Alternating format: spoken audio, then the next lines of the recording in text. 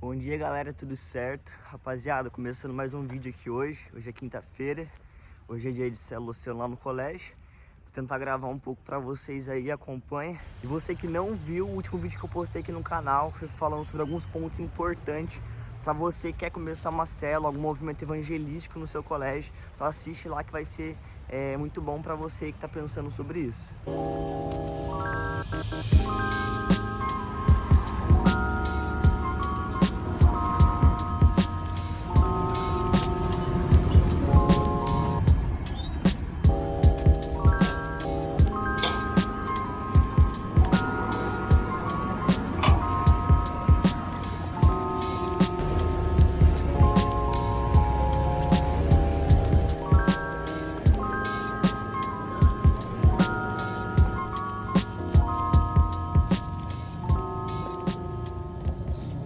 Aí, rapaziada, coloca aqui, ó. Colocamos os bancos aqui. Peguei o violão, peguei o carrão do Miguel e a Bíblia. E já a gente começa, tá? A gente tá fazendo a célula aqui agora. E é nóis. Senhor, mais um dia que o Senhor nos deu graça, mais um dia que o Senhor colocou fogo em nossas vidas.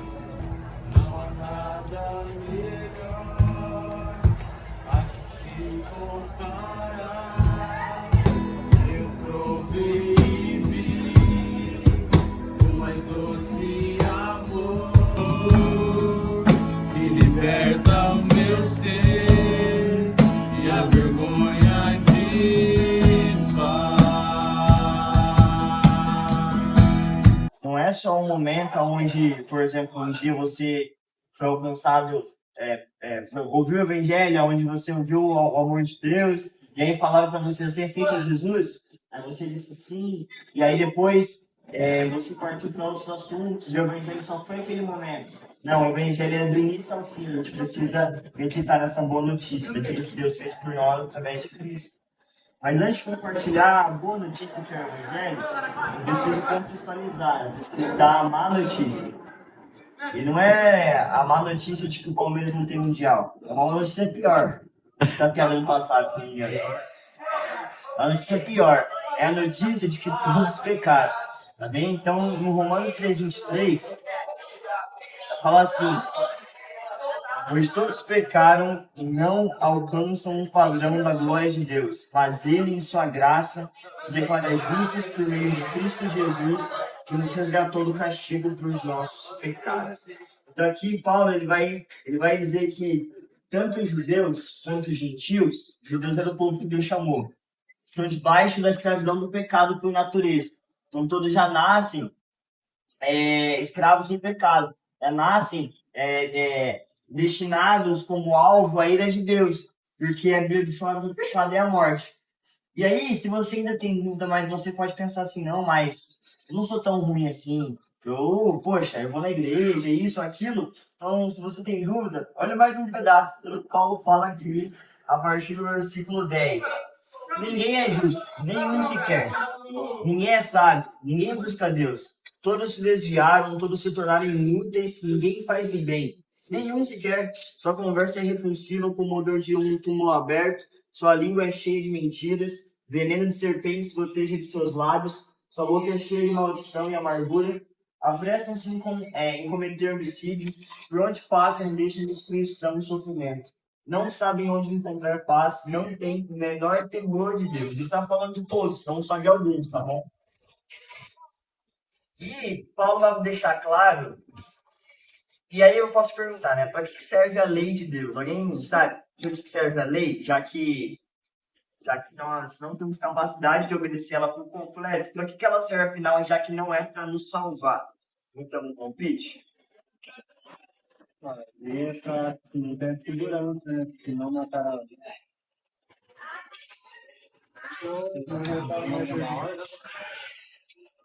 Sim. Exatamente. Você falar? A lei, ela tem vários papéis. Ela evidencia a santidade de Deus, ela nos livra, ela como se fosse uma coisa para nos proteger, igual o Miguel falou também. Mas Paulo também vai falar que a lei é para deixar claro o nosso erro. Tipo assim, Paulo fala, eu nunca eu nunca saberia que cobiçar é errado se a lei não dissesse, não cobice. Então a lei é para deixar claro os nossos erros. Pensa e ilustra, tipo assim, tá ligado? Aquele negócio que mede velocidade do carro, quando o carro tá passando das rodovias, radar. Não é porque o radar tá ali que o carro passou rápido.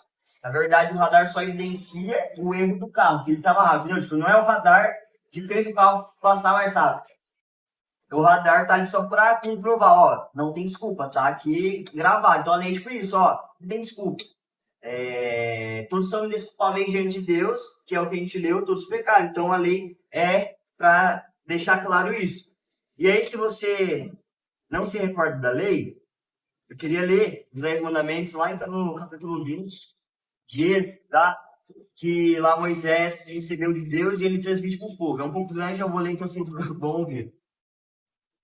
Então o Senhor deu ao povo todas essas palavras. Ele diz assim: eu sou o Senhor seu Deus, que o libertou da terra do Egito, onde você era escravo. Não tem outros deuses além de mim. Não faça para si espécie alguma de ídolo ou imagem de qualquer coisa no céu, na terra ou no mar. Não se curve diante deles, nem os adore, pois eu, o Senhor seu Deus, sou um Deus zeloso. Trago as consequências do pecado dos pais sobre os filhos até a terceira e a quarta geração, os que me rejeitam. Mas demonstra amor por até 1000 gerações, dos que me amam e obedecem a meus mandamentos. Não use o nome do Senhor seu Deus de forma indevida. O Senhor não deixará impune quem usar o nome dele de forma indevida. Lembre-se de guardar o sábado, fazendo um dia santo. Você tem 6 dias na semana para fazer trabalhos habituais, mas o 7º dia é o sábado do Senhor seu Deus. Nesse dia ninguém em sua casa fará trabalho algum, nem você, nem seus filhos e filhas, nem seus servos e servas, nem seus animais, nem os estrangeiros que vivem entre vocês.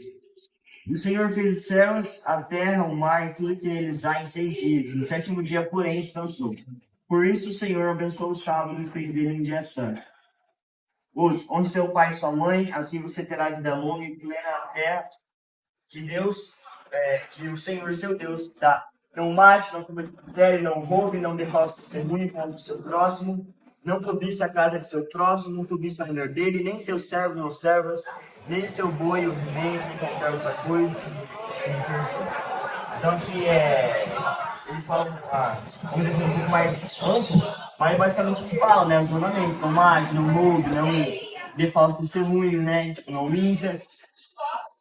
E aí eu te pergunto, não precisa responder pra mim, mas responda pra você. Algum desses aqui, desses 10, você já quebrou algum deles? Você já desobedeceu? Já mentiu? Você já se respeitou seu pai, sua mãe? Às vezes você pensa assim, mas eu não matei ninguém.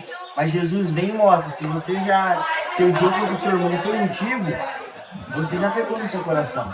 Então assim, o que eu estou querendo mostrar através da lei é de que a lei não nos salva, mas ela mostra que a gente de fato é pecador. E aí eu te pergunto, como que a gente, sendo tão ruim, ou melhor dizendo, não é que a gente é ruim, a gente é pior do que a gente pensa. Mas o Evangelho já vai mostrar que a gente é mais amado do que imagina. Mas eu te pergunto, como que a gente pode ser salvo, já que a lei não nos salva, que é o que Paulo vai falar aqui agora. Ninguém deu o pitch?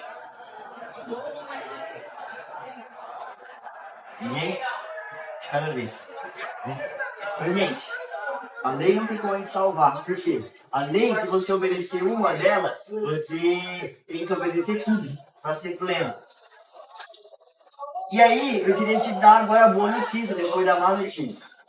E às vezes a gente, quando ouve que a gente é pecador, às vezes a gente não tem temor, a gente às vezes acha assim, não, todo mundo erra, a gente já acostumou. Mas é porque a gente acostumou, que assim como o peixe que não sabe o quão molhado está, porque ele vive no mar, a gente não sabe o quão ruim a gente é, porque a gente vive no pecado. Então, é importante a gente lembrar disso. Mas eu queria te dizer que a única maneira da gente ser salvo é se alguém fosse substituto no nosso lugar. Alguém se colocasse no nosso lugar e tomasse a nossa punição. Esse alguém é Jesus. Você provavelmente já deve ter ouvido. Então, só ele, que é perfeito, poderia vir nos substituir, né, e ser punido no nosso lugar, ser morto no nosso lugar, porque fora do pecado é a morte. E só ele não podia ter morrido no nosso lugar para nos salvar. Não adianta ser algum animal, não adianta Deus mandar um anjo do céu para morrer no nosso lugar, tinha que ser o filho dele. E aí, no Isaías 53, vai falar claramente dessa substituição. Então Deus ele amou tanto o mundo que ele enviou o filho dele para nos substituir e nos salvar da sua ira. Então vai dizer assim, ó, quem crê na nossa mensagem, a quem o Senhor revelou seu braço forte, meu servo, está falando de Jesus, meu servo cresceu em sua presença, como tem um broto verde, como raiz em terra seca. Não havia nada de belo nem majestoso em sua aparência, nada que nos atraísse. Foi desprezado e rejeitado, homem de dores que conhece o sofrimento mais profundo. Demos as costas para ele e desviamos o olhar. Ele foi desprezado e não nos importamos. Apesar disso, foram as nossas enfermidades que ele tomou sobre si.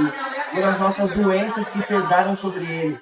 Pensamos que seu sofrimento era castigo de Deus, castigo por sua culpa. Mas ele foi ferido por causa da nossa rebeldia, esmagado por causa de nossos pecados.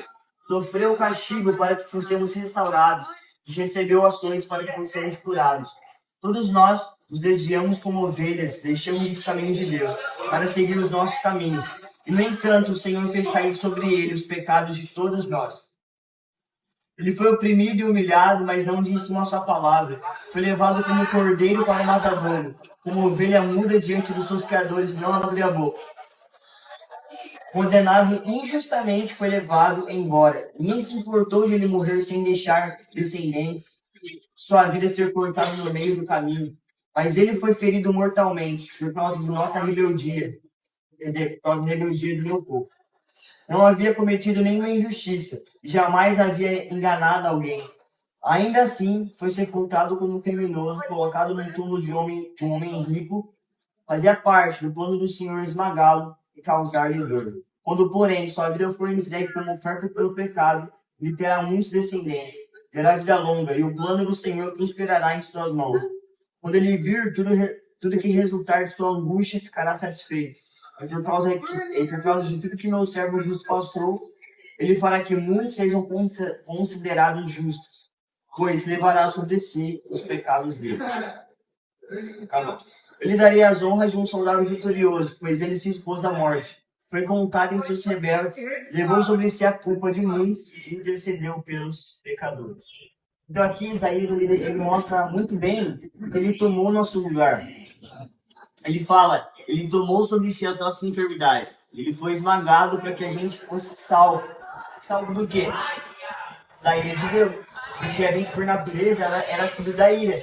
Ou seja, no dia do juízo, nós iríamos ser condenados justamente porque a gente merecia. Mas a gente só é salvo porque Jesus se tornou o alvo no nosso lugar. Você entende isso? Como se tivesse, vamos por um negócio, tivesse, sabe aqueles arcos flash que tem que acertar no alvo? Como se a ira de Deus tivesse mirado na gente, mas ele entrou da nossa frente e foi castigado no nosso lugar.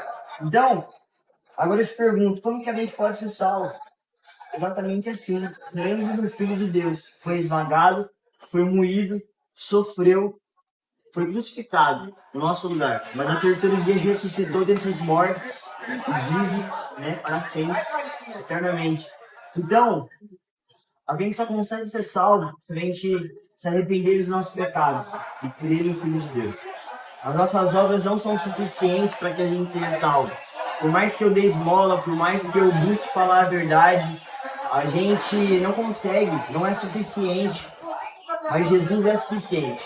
A gente não pode pensar, não, Jesus mais as minhas obras é o que me salva. Porque tem algumas pessoas que pensam assim, não, beleza, Jesus me salva, mas eu tenho que ler a Bíblia, eu tenho que ir nos cultos todo domingo.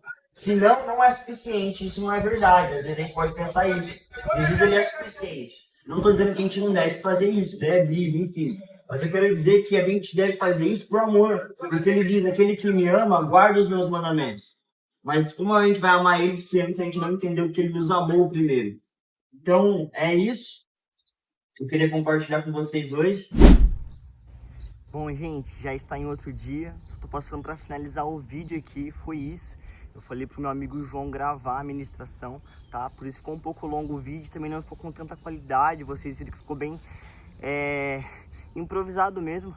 mas espero que dê para vocês ouvirem e edifique a vida de vocês também, tá? Se você gostou do vídeo, comenta aí, dá um like se você gosta desse tipo de vídeo, pra gente fazer mais, beleza? Então, obrigado a você que assistiu até o final. Falou, falou!